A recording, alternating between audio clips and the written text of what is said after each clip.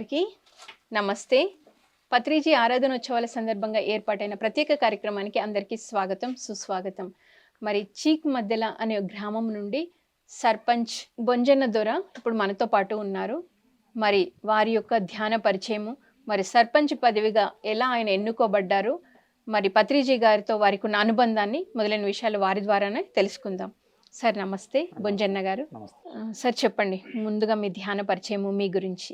భీమసింగి ఆశ్రమంలో మొదలైంది మేడం. భీమసింగి ఆశ్రమం నుండి పెట్టిగూడల గ్రామవాసులు అంతకుముందు ధ్యానంలో వెళ్ళారు.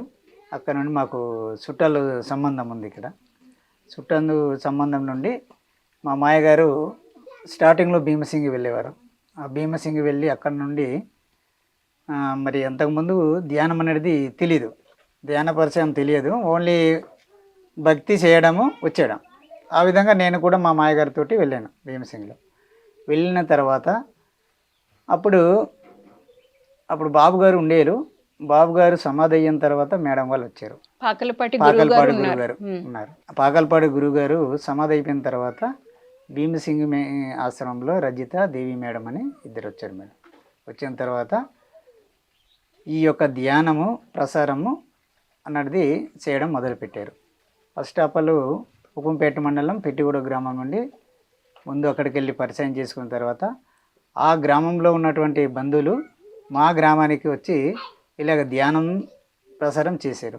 ధ్యానం ఇలాగ చేసుకుంటే బాగుంటుంది, అన్ని విధాలుగా సర్వ రోగాలన్నీ నిరోధి అవుతుంది, ఇది చేసుకోవాలని పెట్టిగూడ గ్రామం నుండి మాకు ఇక్కడ ఒక చిన్న క్లాసు ఏర్పాటు చేసిన తర్వాత మా గ్రామస్తులు అందరూ కూడా కలిసి ఆ క్లాసులో పాల్గొనడం జరిగింది.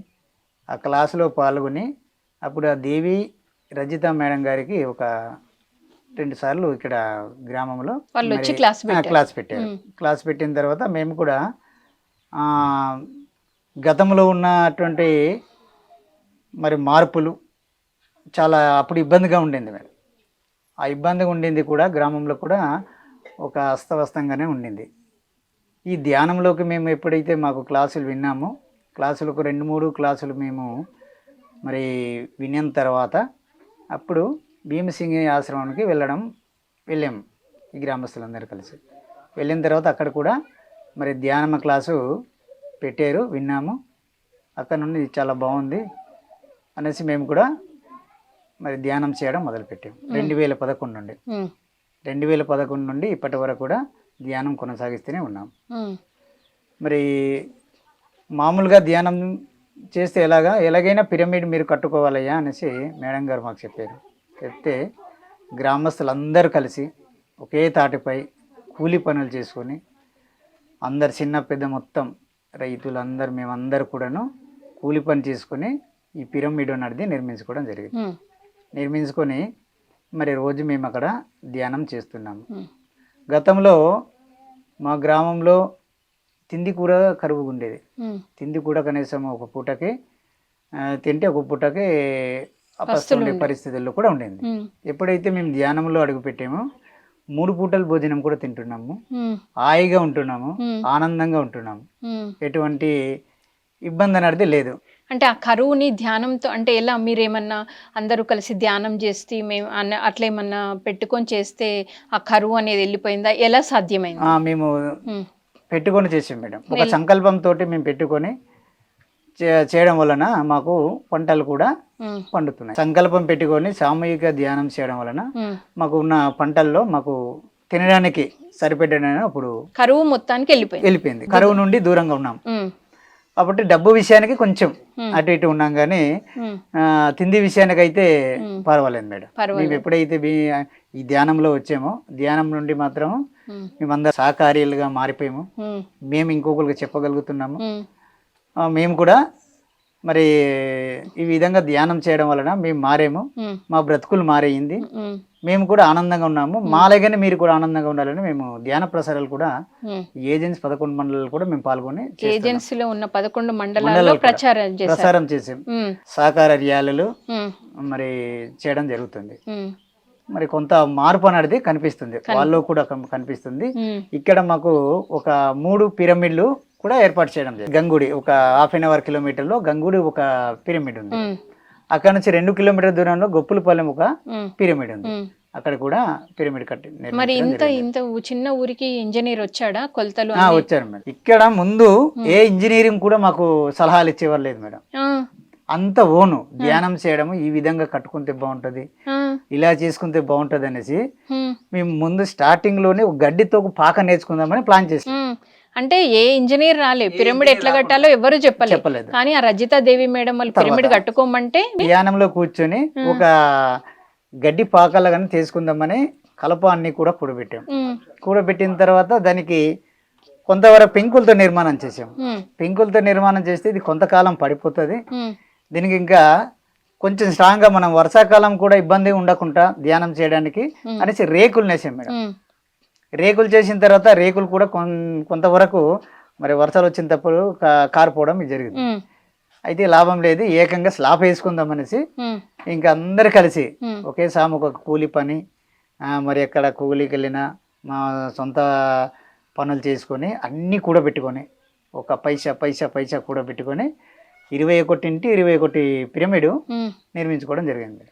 వండర్ఫుల్ అండి. ఆ, చేసాము. తర్వాత గత నవంబర్లో చేసుకున్నాం ఉహు, ఓపెనింగ్. ఉమ్, 4వ తారీఖు పిరమిడ్ ఓపెన్ చేసుకుని అందరు కూడా పిలిచాము. ఉమ్, చాలా జనాలు వచ్చారు. ఉమ్, ఆనందంగా మరి క్లాసులు ఏర్పాటు చేసుకొని వాళ్ళకి మంచి భోజనాలు పెట్టి పంపించడం జరిగింది మేడం. ఉహు. వండర్ఫుల్ అండి, చాలా బాగుంది.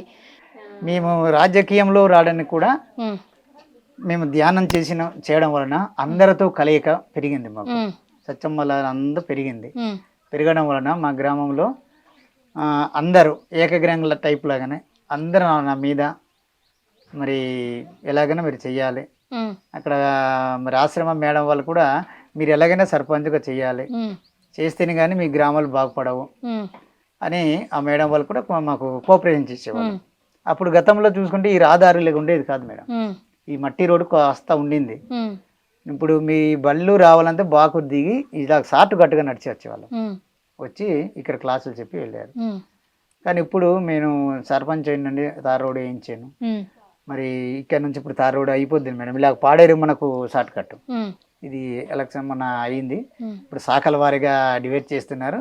మనకు ఈ మాత్రం రోడ్డు కూడా అయిపోతుంది. అయిపోతుంది. ఈసీ రోడ్లు ఇవన్నీ కూడా ఉమ్. మరి ఉన్నంత కాలం కొద్దిగా మంచిగా చేయాలని నా తపన. సో ధ్యానం మీకు ఈ సర్పంచ్ పదవి రావడానికి కూడా ఉపయోగపడిందా? చాలా ఉపయోగపడింది. ఎలా ఒకటి చెప్పండి. సర్పంచ్కి మన మాట ఉమ్, అవతల వారికి వినేటట్టుగా ఓకే. మనము ఖచ్చితంగా మనం ఓటు ఇలాగ నేను పోటీ చేస్తున్నాను, నాతో 6 మంది పోటీకి వచ్చారు. ఉమ్, 6 మంది నాతో పోటీ పడ్డారు.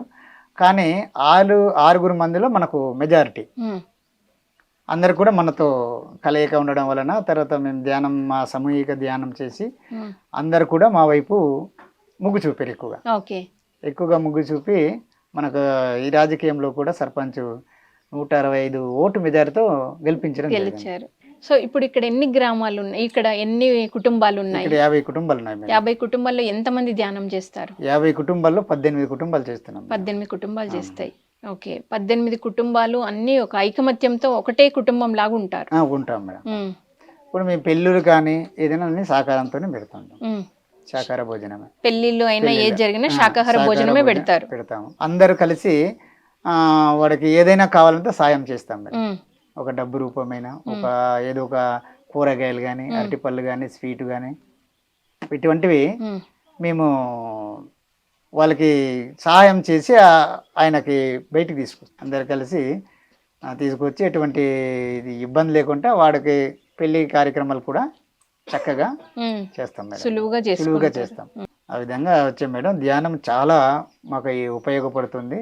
ఈ ధ్యానం చేయడం వలన మేము ఆరోగ్యవంతంగా ఉన్నాము. అన్ని విధాలుగా అప్పుడు తిండి విషయాన్ని కానీ ఆరోగ్య విషయాన్ని కానీ చక్కగా మేము 2011 నుండి ఇప్పటి వరకు కూడా చక్కగా ఉంటున్నాము. ఇటువంటి మరి ధ్యానము అందరూ కూడా చేస్తే ప్రపంచం అంతా కూడా చాలా చక్కగా మరి ఉంటుందని నేను భావిస్తున్నాను. Thank you sir. నిజంగా చాలా అద్భుతంగా ఉంది మీ అందరూ జీవన విధానము. ఎందుకంటే ఇలాంటి అంటే ఇక్కడ ఎక్కడో అంటే అన్నిటికీ దూరంగా ఉంది ఇది. ఈ గ్రామంలో కూడా ధ్యానం అనేది నేర్చుకొని మరి గురువులు చెప్పిన మాటలు తూచా తప్పకుండా ఆచరిస్తూ మరి ఎంతో ఆనందంగా కూడా మీరు అందరూ కనబడుతున్నారు. అందరి మొహాల్లో చక్కటి చిరునవ్వు ఉంది. మరి చాలా అద్భుతంగా ఉంది మీ జీవన విధానం. Thank you sir. Thank you so much. Thank you madam. Thank you. So viewers, మరి చూశారు కదా, చిన్న గ్రామంలో జీవనం సాగిస్తున్న వీళ్ళు ధ్యానం అనే ఆయుధాన్ని పట్టుకొని ఎంతో అద్భుతంగా వాళ్ళ జీవన శైలిని మలుచుకొని వాళ్ళు ఆనందంగా ఉండడమే కాకుండా చుట్టుపక్కల వాళ్ళు కూడా ఆనందంగా ఉండాలని వాళ్ళ టైంను కూడా తీసి మరి 11 గ్రామాల్లో శాకాహార ర్యాలీ కాలినడకన నడుస్తూ ధ్యాన ప్రచారం చేయడం అనేది ఎంతో గొప్ప విషయం. Thank you so much. మరొక ఎపిసోడ్లో మళ్ళీ కలుద్దాం.